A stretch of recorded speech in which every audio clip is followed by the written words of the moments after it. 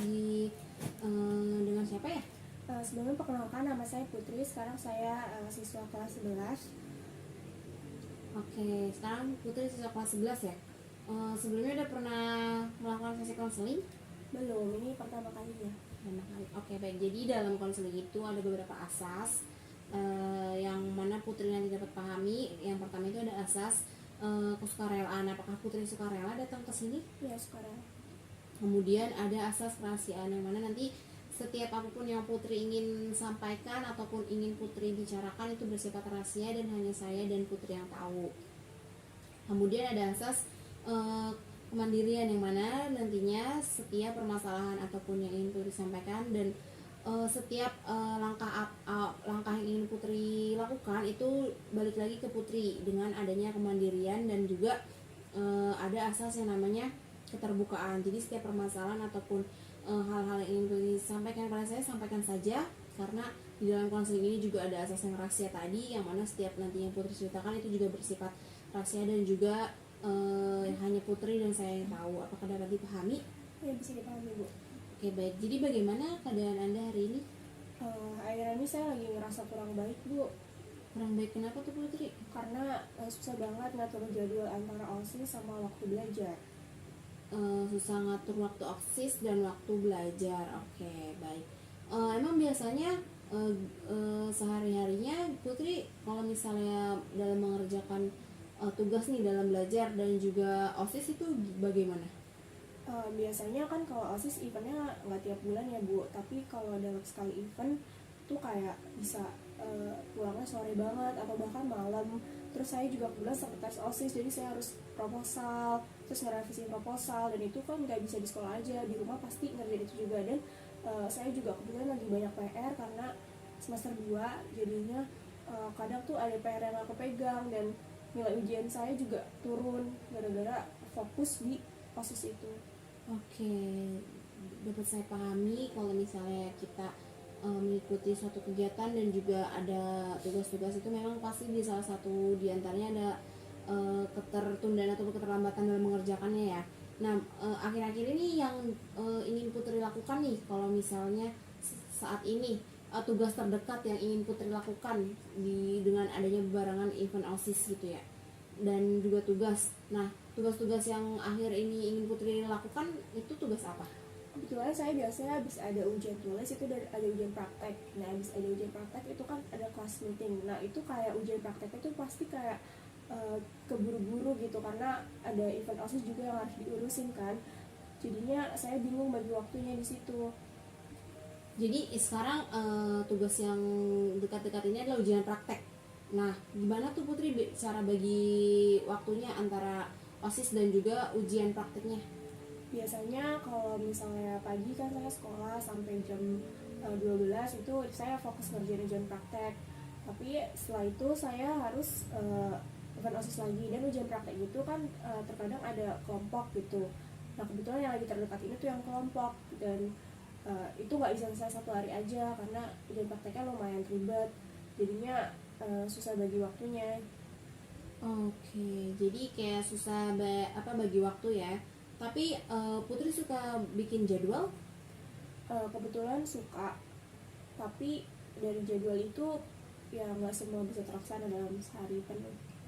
Oke, jadi udah Putri lakukan, cuman ada beberapa mungkin yang jadwal tersebut nggak bisa dilakukan gitu ya dengan berbarengan. Nah, langkah selanjutnya nih yang ingin Putri lakukan kalau misalnya dalam bagi waktu belajar dan juga ada acara OSIS itu seperti apa?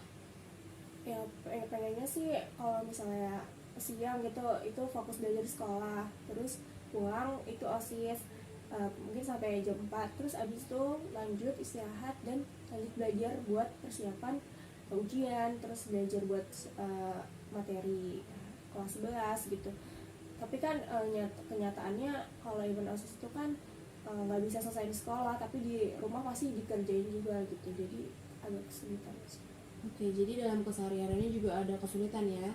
Tapi sebenarnya tadi Putri udah sempat bilang kalau Putri juga udah sempat bikin jadwal, cuman ada beberapa mungkin yang jadwal tersebut tidak dapat dilaksanakan gitu. Nah, biasanya apa namanya, apakah juga Putri suka melakukan kegiatan lain di rumah ataupun kesehariannya gitu sambil menunggu jadwal-jadwal yang Putri ingin lakukan? Kebetulan ikut ini sih Karang Taruna jadinya, tapi kan Karang Taruna kan nggak terlalu, tugasnya nggak terlalu yang gimana-gimana ya, tapi ya itu ribetnya cuma di OSIS aja, susah ngaturnya antara waktu belajar sama waktu OSIS gitu. Oke, jadi antara kesibukan dan waktu belajar sampai saat ini juga kayak masih suka terkendala gitu ya. Tapi udah Putri usahakan maksudnya dengan membuat jadwal.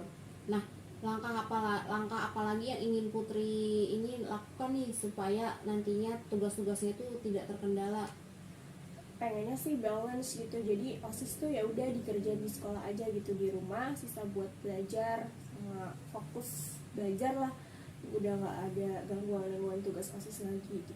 Oke, jadi kalau misalnya lagi ada waktu kosong di rumah ataupun lagi nggak ada kegiatan, itu biasanya Putri melakukan kegiatan apa? Biasanya kalau misalnya weekend gitu saya suka nonton drakor, karena kan 5 hari itu saya udah sibuk sekolah, OSIS, les gitu, jadinya Sabtu Minggu saya pakai buat free time untuk diri sendiri saya aja sih. Oke, jadi Putri udah tahu ya kalau di dalam jadwal Putri kalau misalnya udah dari 5 hari tersebut sibuk, jadi di Sabtu Minggu ya Putri suka nonton drakor dan juga suka maksudnya melakukan suatu kegiatan yang lain. Nah itu bagus ya, maksudnya kayak Putri bisa membagi waktu antara jadwal dan juga tadi ada event OSIS ataupun juga ada tugas-tugas kayak tadi praktek ya, kalau misalnya ujian praktek. Nah saat ini mungkin ada kendala lain apalagi yang Putri alami di sekolah selain belajar dan juga bagi waktu antara event OSIS dan juga ujian-ujian praktek? Sekarang itu karena udah kelas semester 2 dan udah selesai ujian juga, terus praktek juga ya udah selesai, terus kan saya kebetulan ikut eskul saman, jadinya saya harus saman juga, latihan saman, terus harus persiapin wisuda juga, karena wisuda itu dihandle sama OSIS gitu, dibantuin sama OSIS gitu, jadi ya agak ribet aja sih di situ. Oke, jadi kayak maksudnya makin kesini tuh kayak makin ribet dengan dipenuhi jadwal ya. Eh, tapi dalam kegiatan dekat ini yang paling mendesak nih untuk dikerjakan agar kayak tidak terlalai ataupun tidak apa maksudnya tidak terulang kembali untuk tidak dikerjakan, itu tugas yang mana? Nah, itu tugas ujian praktek, tugas membuat apa sih, yogurt bioteknologi gitu. Itu dilakukan secara sendiri atau berkelompok? Kebetulan itu tugasnya harus individu. Oh, individu. Jadi itu yang saat ini Putri, maksudnya tugas Putri yang mepet ya, maksudnya bukan mepet, kayak udah ingin waktunya dikumpulkan gitu ya. Jadi menurut saya mungkin Putri bisa membagi waktunya dengan melakukan sesuatu yang dekat terlebih dahulu ataupun yang waktunya memang udah harus dikumpulkan ataupun sudah waktunya di deadline gitu. Dapat dipahami? Ya, bisa saya pahami. Mungkin langkah apa lagi yang ingin Putri lakukan kalau misalnya terkendala dalam melakukan jadwal-jadwal yang Putri kerjakan? Sebetulnya kalau saya buat jadwal ya pasti saya harus komitmen sih Bu. Selama ini kan saya susah komitmen sama jadwalnya, jadi mungkin langkah seharusnya ya saya harus tetapin diri saya bahwa saya harus berpegang teguh sama jadwal yang udah saya buat gitu, harus bertanggung jawab sama jadwal yang udah saya buat gitu. Oke, jadi Putri sebenarnya udah sadar dan juga udah bisa bertanggung jawab terhadap tugas-tugas Putri. Tapi saat ini Putri tetap merasakan yang namanya kayak susah bagi waktu dan juga adanya kendala-kendala dalam mengerjakan tugas. Nah, biasanya kalau misalnya ada waktu kosong di sekolah ataupun dia di sekolah, biasanya Putri suka ngapain? Biasanya sih saya nonton sih Bu sama teman-teman, kebetulan di sekolah ada fasilitas TV, jadi saya suka nonton film bareng-bareng gitu. Oke, tapi kalau dalam mengerjakan tugas apakah ada kendala lain? Sejauh ini belum ada sih Bu, belum ada kendala lain, yaitu kendalanya susah bagi waktu aja antara eskul, office, sama waktu belajar, karena kan udah semester 2 kelas 11 dan harus persiapan buat materi kelas 12 gitu. Oke, jadi emang udah ini ya, maksudnya udah semester 2 kelas 11 dan sudah ingin mempersiapkan untuk ujian kelas 12. Nah, biasanya kalau dalam belajar di kelas, apakah ada Putri juga ngerasain kendala misalnya kayak bingung dalam memahami pelajaran ataupun dalam memahami perkataan perbincangan guru, pernah gak?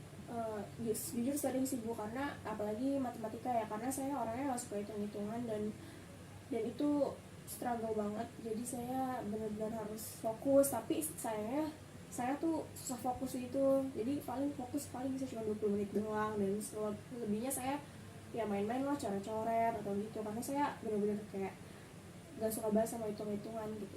Nah, tadi Putri bilang gak suka sama hitung-hitungan. Nah, gimana caranya Putri ngendaliin diri Putri untuk bisa tetap fokus dalam mengerjakan itu? Kalau misalnya ada tugas yang berkaitan dengan hitung-hitungan seperti matematika tadi.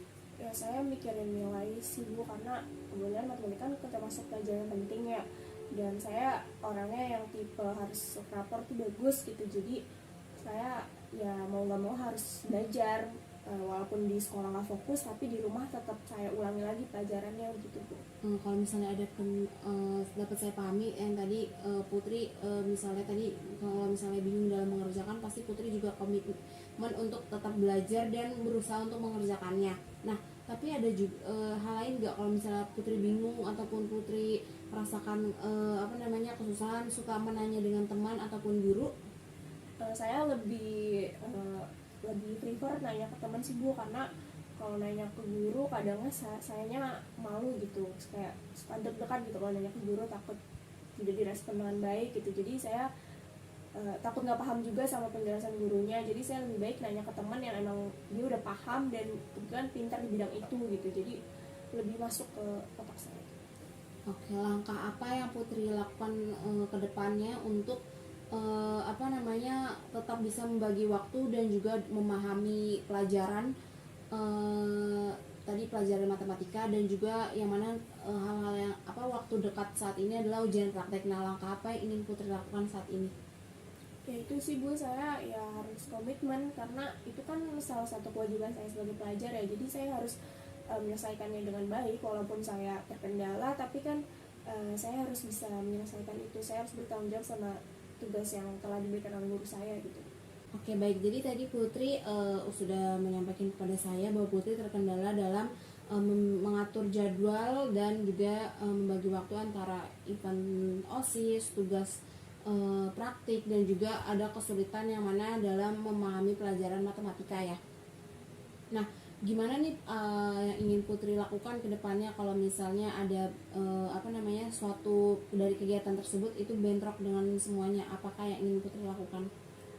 Saya utamain kepentingannya sih Bu, kalau misalnya saat itu ada ujian praktek terus ada event OSIS, saya lebih utamain ujian praktek, karena kan itu kan mempengaruhi juga kan buat nilai saya gitu, jadi saya utamain itu. Tapi kalau misalnya ada event OSIS dan tiba-tiba ada tugas lain tapi dia masih panjang, ya saya usahain yang OSIS dulu.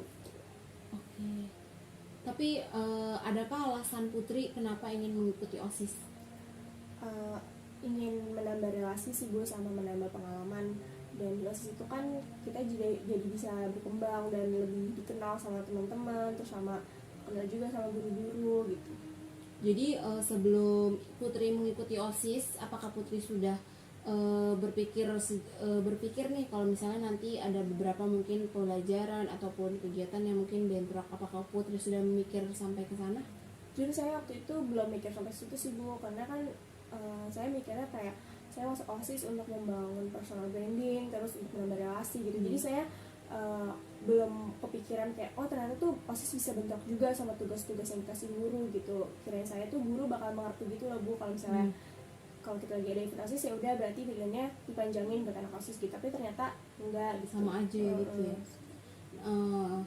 Kalau misalnya nih ada tadi ujian praktek yang memang berbarengan dengan kegiatan OSIS, apakah Putri tetap ingin memprioritaskan ujian praktek itu atau OSIS? Saya lebih prefer ujian praktek sih Bu, karena ya bagaimanapun itu tanggung jawab saya dan komitmen saya gitu. Maksudnya saya kan ke sekolah buat mencari ilmu gitu, jadi ya itu yang saya harus saya capai dulu gitu Bu. Saya lakukan dulu. Nah, mungkin Putri punya ini beberapa gambaran yang nantinya kalau misalnya di dalam kegiatan itu berbarengan, apa yang Putri lakukan dalam membagi waktunya? Saya tentuin prioritasnya dulu sih Bu, tentuin prioritasnya dulu karena selama ini saya tuh kayak uh, paling kayak cuman mentingin kayak osis gitu, belajar gitu. Jadi kalau sekarang saya lebih ke prioritasin dulu sama nyusun waktunya benar-benar dibikin perkecil lagi gitu. Itu aja sih Bu. Oke, jadi untuk membagi waktu antara OSIS dan juga ujian praktek tadi Putri udah bisa ya, maksudnya udah paham untuk memprioritaskan antara ujian praktek yang memang sangat penting karena itu memang sudah komitmen dan juga tanggung jawab Putri, dan juga event OSIS. Tapi kan event OSIS juga ada tanggung jawab Putri. Nah, menurut Putri bagaimana? Betul, saya memang ada tanggung jawab, tapi biasanya saya itu tanggung jawabnya di awal karena kebetulan saya sekretaris, jadi saya yang mengawasi proposal gitu, merevisi proposal, dan proposal kan itu biasanya di awal ya karena harus pengajuan. Dan biasanya kalau pas di acara itu saya ya udah tinggal menikmati acaranya sambil mencatat-catat apa nih yang harus dievaluasi gitu, apa yang harus bisa dirapatin gitu. Jadinya paling setelah event baru saya kerja gitu. Oke, jadi untuk sebenarnya untuk OSIS tersendiri itu kesibukannya emang hanya di awal ya, karena cuman sekretaris dan juga paling nantinya di akhir menyelesaikan laporan-laporannya. Jadi saat ini saya tegaskan, jadi Putri tetap berkomitmen dalam mengambil langkah yang mana Putri tetap memprioritaskan tuh ujian praktek terlebih dahulu ya. Nah, tadi juga Putri sempat berbicara kalau misalnya Putri di dalam kelas ataupun dalam pembelajaran suka terganggu dalam memahami pelajaran matematika. Nah, biasanya langkah apa yang ingin Putri lakukan agar kedepannya Putri bisa memahami pelajaran matematika? Pertama saya harus tingkatin fokus saya dulu karena fokus saya ini lagi kayak terbagi-bagi gitu.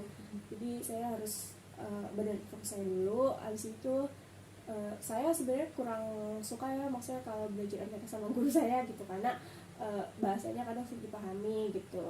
Terus jadinya saya paling sama teman-teman saya juga kalau misalnya pas pelajaran MTK tuh paling fokusnya cuma di awal doang, habis itu kayak cuma main-main. Tapi setelahnya gitu kalau di rumah ya saya belajar lagi gitu, saya nyari konten-konten MTK di YouTube gitu atau sama guru les online gitu Bu.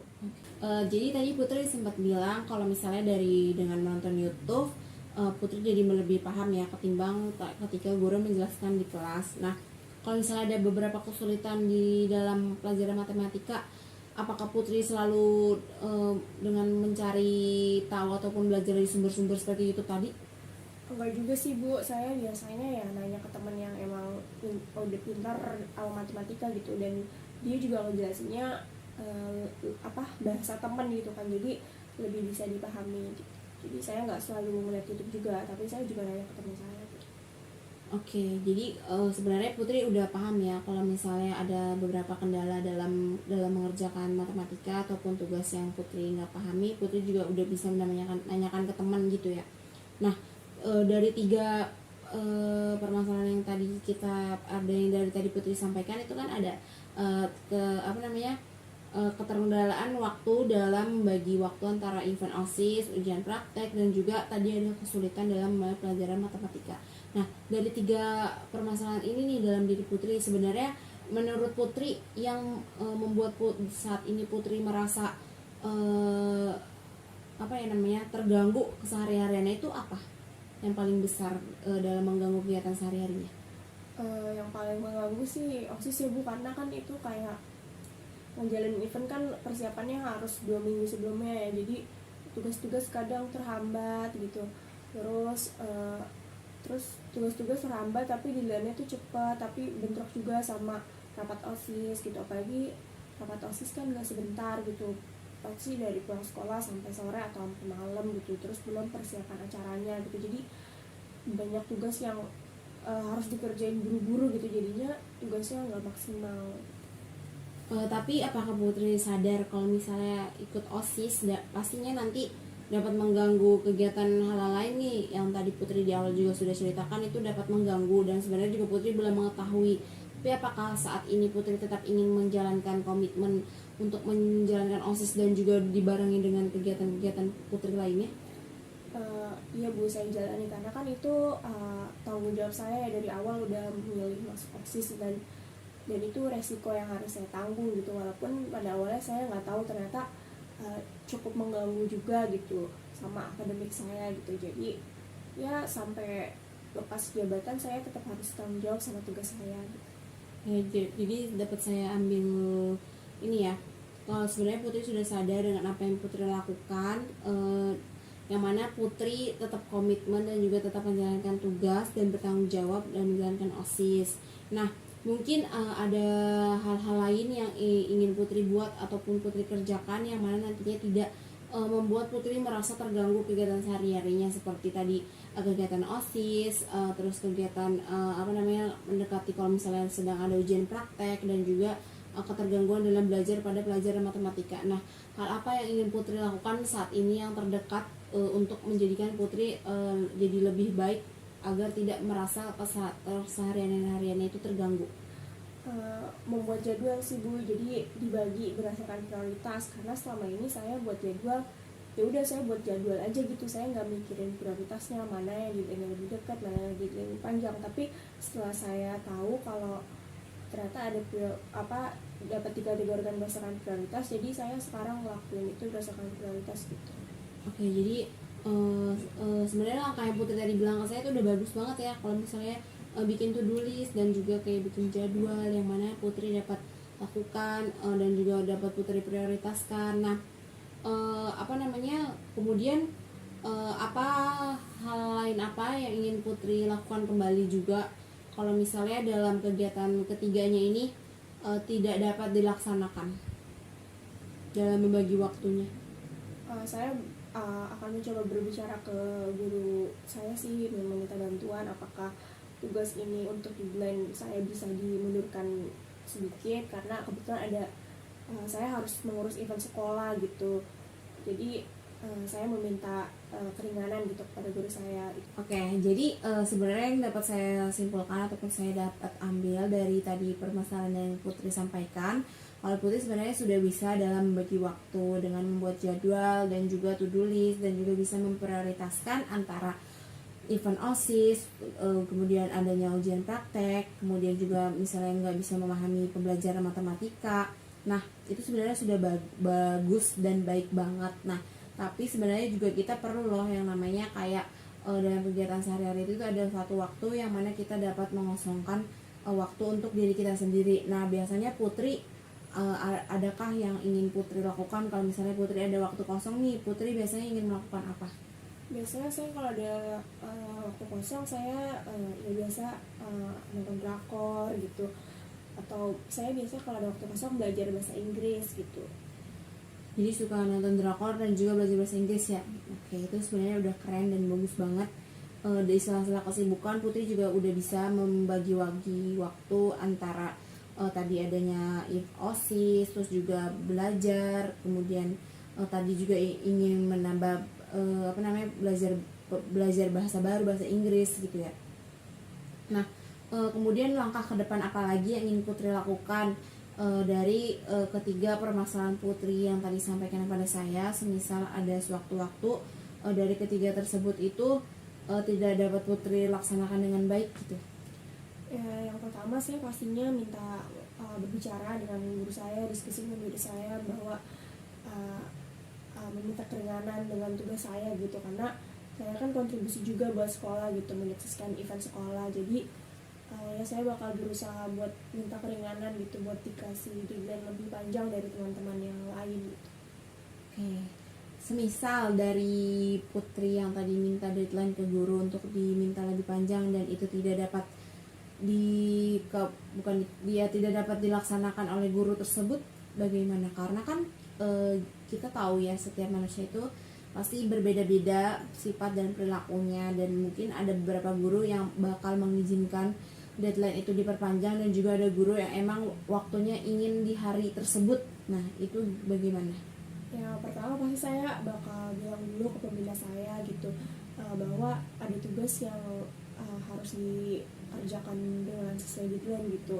tapi ternyata berbentrokan dengan event OSIS. Pasti pembina saya bakal mengerti juga dong sama anak-anak OSISnya. Jadi mungkin pembina saya bakal diskusiin ini sama guru yang bersangkutan gitu. Jadi saya mencoba untuk berdiskusi ke pembina saya dulu kalau misalnya guru yang bersangkutan kebetulan tidak mau memperpanjang bimbingan untuk saya gitu. Oke, baik. Jadi saya dapat ambil dari permasalahan Putri dari ketiga tersebut. Semisal ada beberapa guru yang mungkin tidak mengizinkan dalam pengumpulan tugas seperti deadline tadi, Putri akan membicarakan kepada pembina karena bagaimanapun Putri sudah berkontribusi untuk sekolah dan juga dalam mengerjakan hal-hal tersebut Putri sudah melakukan dengan baik. Nah, itu merupakan hal yang baik dan bagus. Tetapi adakah hal-hal lain yang Putri ingin sampaikan kembali kepada saya? Kalau misalnya gurunya tetap kakak nggak mau walaupun sudah diskusiin dengan pembina, ya saya tetap akan ngikutin rules yang ada karena peraturan harus saya taati gitu, dan itu juga tugas tanggung jawab saya. Jadi ya sudah kewajiban saya untuk menyelesaikan itu gitu. Oke, baik. Jadi sebenarnya secara tidak langsung Putri sudah mengetahui permasalahan Putri saat ini dan kita akan mengevaluasi kembali apa yang nanti Putri lakukan itu dapat berjalan dengan baik atau tidak. Dan saya ingin bertanyakan kepada Putri, langkah awal apa yang saat ini dari 3 permasalahan tersebut yang ingin Putri selesaikan terlebih dahulu untuk dalam waktu dekat ini? Investasi sih Bu, karena abis ujian praktek ini ada kelas NIEP, jadi ya itu deadline terdekat ya itu. Jadi tetap ingin berkontribusi dalam kegiatan OSIS ya. Kemudian langkah apa lagi yang tadi permasalahan Putri bicarakan kepada saya yang Putri dapat pahami dan dapat Putri simpulkan dan dapat Putri lakukan juga, seperti apa yang setelah tadinya kita ulas banyak dari ketiga permasalahan tersebut, apa yang dapat Putri ambil dari permasalahan yang tadi Putri ceritakan kepada saya? Yang pertama itu komitmen sama jadwal, terus mulai bagi-bagi tugas sesuai prioritas, itu sih. Oke, jadi Putri sudah dapat memahami dan juga sudah dapat mengambil dari intisari permasalahannya dan juga dapat nantinya Putri lakukan. Nah, sebelumnya saya ucapkan terima kasih banyak kalau Putri sudah datang kepada saya dan juga Putri sudah menceritakan permasalahan Putri. Bagaimana perasaan Putri saat ini setelah mengikuti konseling dengan saya? Lebih lega sih Bu, karena beban saya jadi saya juga bisa cerita tentang keluhan-keluhan saya gitu, lebih lega aja gitu. Jadi beban yang ada di otak saya jadi lebih melebur gitu, dan saya lebih ngerasa tenang sekarang dan gak gelisah lagi, dan ya itu. Jadi dapat lebih bisa menentukan prioritas ya. Nah, mungkin untuk selanjutnya semisal nanti Putri ada permasalahan ataupun ada kendala yang Putri alami, Putri bisa kembali kepada saya dan menceritakannya, yang mana nantinya bisa saya bantu ataupun bisa mendapatkan solusi yang lebih baik. Nah, dari permasalahan yang tadi Putri sampaikan kepada saya pada saat ini, berarti Putri sudah merasa lega dan sudah merasa dapat bisa menentukan prioritas seperti itu ya? Ya. Oke, jadi sebelum kita tutup pada konseling hari ini, saya ingin Putri menuliskan beberapa hal yang dapat Putri lakukan dari ketiga permasalahan tersebut agar nantinya Putri dapat menjalankan 3 hal ini dengan baik dan dapat menjadikan Putri dalam kegiatan sehari-harinya itu dapat berjalan baik dan tidak merasa terganggu. Jadi dapat saya Putri nanti tulis ya di kertas. Sebentar, saya ambil terlebih dahulu. Putri dapat langkah yang selanjutnya Putri lakukan, Putri dapat menuliskan di kertas dan nanti kita lihat kembali apakah Putri dapat menjalankan hal-hal tersebut ataupun jadwal tersebut dengan baik atau tidak. Silakan.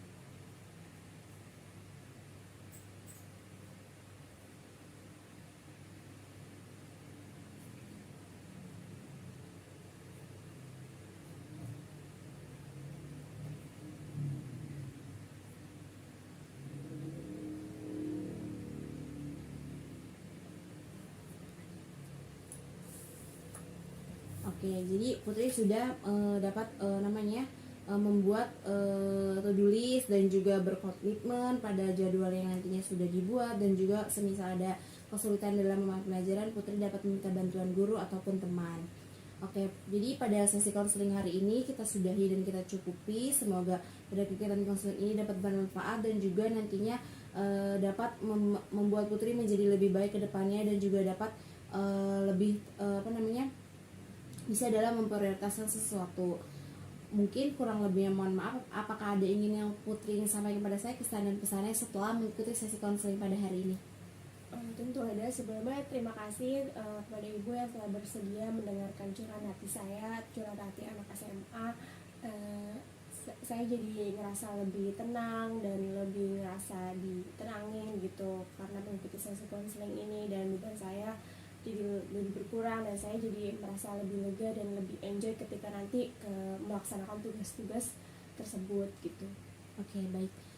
Mungkin saya juga sebelumnya terima kasih kepada Putri yang sudah mempercayai saya, dan juga Putri sudah datang pada saya. Semoga dari permasalahan yang Putri tadi sampaikan kepada saya dan juga saya mendengarkan dapat bermanfaat bagi Putri, dan akhir kata saya ucapkan terima kasih, dan semoga Putri dapat menjadi lebih baik lagi dan kedepannya dapat bisa membagi waktu dan berkata satu.